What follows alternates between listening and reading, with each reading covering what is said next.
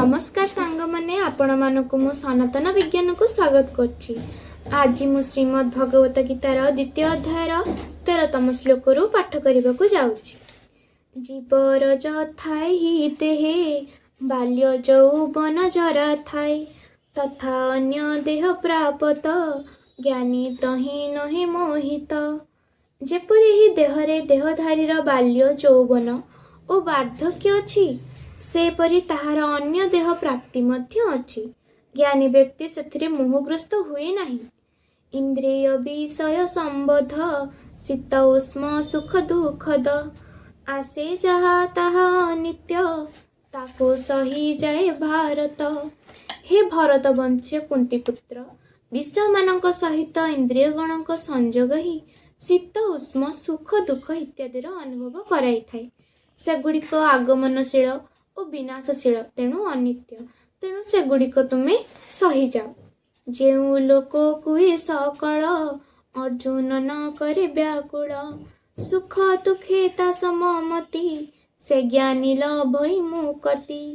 हे पुरुष श्रेष्ठ, सुख दुखरे समभावपूर्ण जो ज्ञानी व्यक्ति को एही इंद्रिय विषयर संजोग व्याकुल करि पारे नाही, से ही मोक्ष पई समर्थ होई थाए।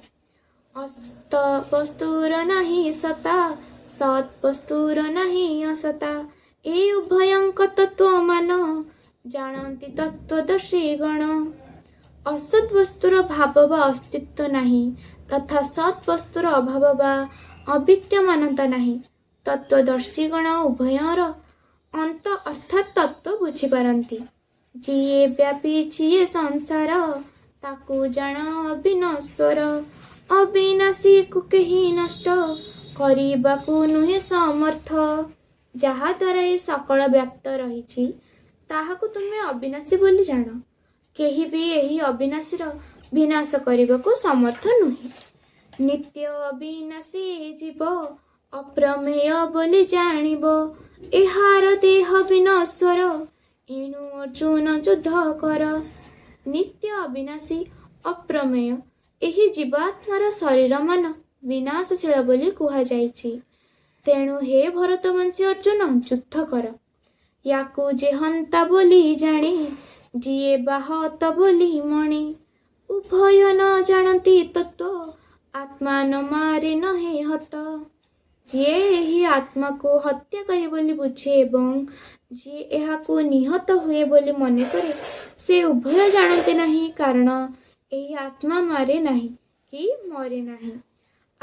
आत्मार केबे नहीं जन्म नाही बा ताहार मरण जन्म होइण एहा पुण अस्तित्व न लभई जान। अजन्मा एहा अटे नित्य पुरातन पुणी शाश्वत शरीर होई गले नाश एहार नुहई विनाश। एही आत्मा केबे हेले जन्म होई नाही कि मरे नाही अथवा एहा जन्म होई पुणी अस्तित्व लाभ करे नाही, कारण एहा अजन्मा नित्य शाश्वत और पुरातन। शरीर को मारिदेले मध्य एहा मरे नाही। आत्मा अविनाशी जे नित्य अजन्मा अव्यय ए तत्व जेउ पुरुष जानी पारे मराए मारे बा काहारे। हे पृथानंदन अर्जुन, एही आत्मा को अविनाशी नित्य जन्म रहित और अव्यय बोली जो व्यक्ति जाने से किपरि काहाकू मारी पारिबो बा मराई पारिबो। ते जीर्ण जीर्ण वस्त्र मान यथा जन अन्य नूतन वस्त्र करी थाए धारण तथा तेजी शरीर जीर्ण अन्य नूतन देह मान जीवात्मा करई ग्रहण। जेपरि मनुष्य पुराणा वस्त्र मान परित्याग करी नूतन वस्त्र मान ग्रहण करे, सेहीपरि जीवात्मा पुरुष पुराणा शरीर मान परित्याग करी नूतन शरीर मान धारण करिथाए। आत्मा को केबे शस्त्र मान न करि पारंती छेदन एहाकू अग्नि कदाचन न करि पारई दहन। जल न करि पारे सिक्त शुष्क न करई मारुत। शस्त्र माने एही आत्मा को काटी पारंती नाही, अग्नि एहाकू जड़ाई पारे नाही, ଜଳ ଏହାକୁ ବିଛେଇ ପାରେ ନାହିଁ ଏବଂ ବାୟୁ ଏହାକୁ ଶୁଖାଇ ପାରେ ନାହିଁ।